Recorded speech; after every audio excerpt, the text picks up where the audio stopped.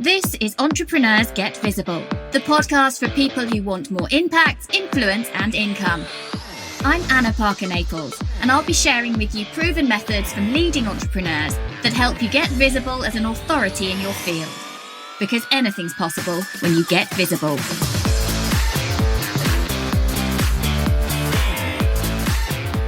The single most crucial thing that I did to transform my business was learn to launch. And that's what I want to be talking about today. Learning to launch and understanding the launch process could mean that you completely reshape how your business works. It's going to give you much more insight into human psychology, about why people decide to buy, why people decide to purchase. And also it's going to give you just better results. The more you can induce scarcity, the more people are going to take action on whatever it is that you want them to take action to do. So first of all, what do I mean by launching? It isn't just about telling people that your business is open for business, that you have a product available. It is a much longer process than that. And it typically starts about 6 to 8 weeks before that launch day, that day where you say, my cart is open, you can go and do this thing now. You can get this service now, or this thing is available to you now. It starts really with a pre-launch, if you like. That is all about seeding, telling your audience something is coming, doing polls, starting to build interest regarding it,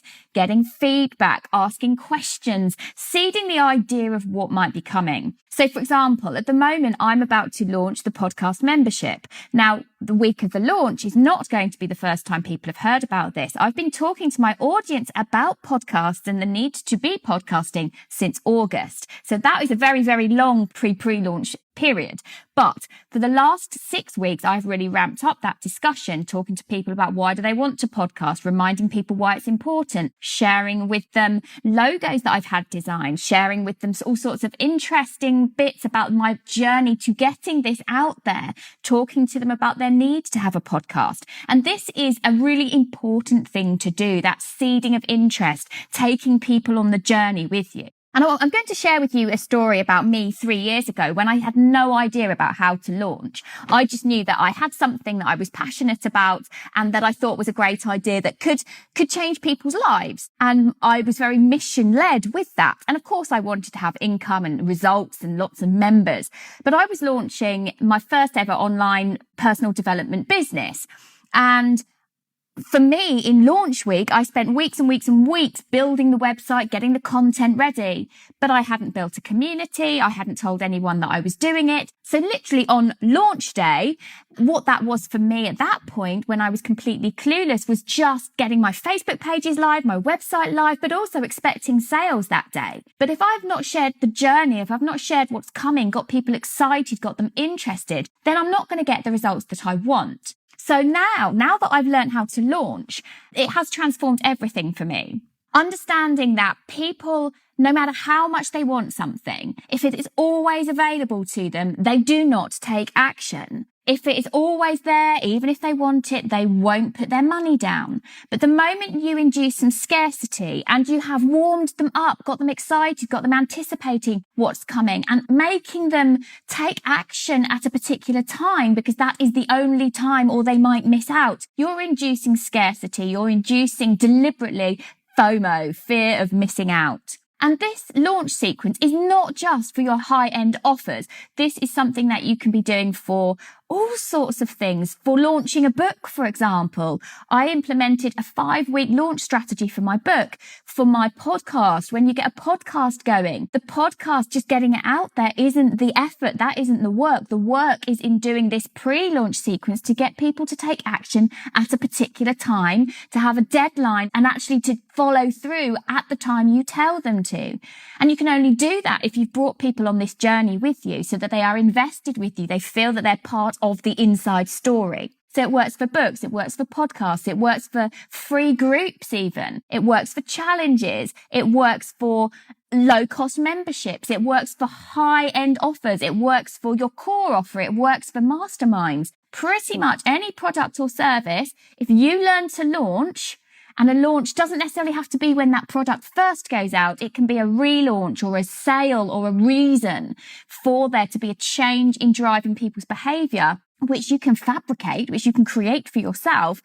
then you are going to transform your business. So I've talked about the pre-launch seeding time. So that is when you are bringing people on that journey. Then in the week or two before you actually launch, before you have that date that you say cart is open, you have a pre-launch season. So that might look like a challenge or a competition to drive behavior, but you are basically building real invested anticipation and momentum. So one of the things I'm about to run is a 5-day Start Your Podcast challenge, which will get people excited, invested. I know they want the result. I know they want the solution I'm talking about. They've already told me by signing up for that challenge. So I know that they are already invested in getting that end result. So you have to think as well with all of this launch sequence, what is it people want? What's the pain relief that they want? What is the gain that they want? This has to drive all of your attitudes and behaviors around everything you put out about what is coming next. So then you have the launch, and in your launch, you want to make sure people are expecting those doors to open, that you are driving that flurry to be the first to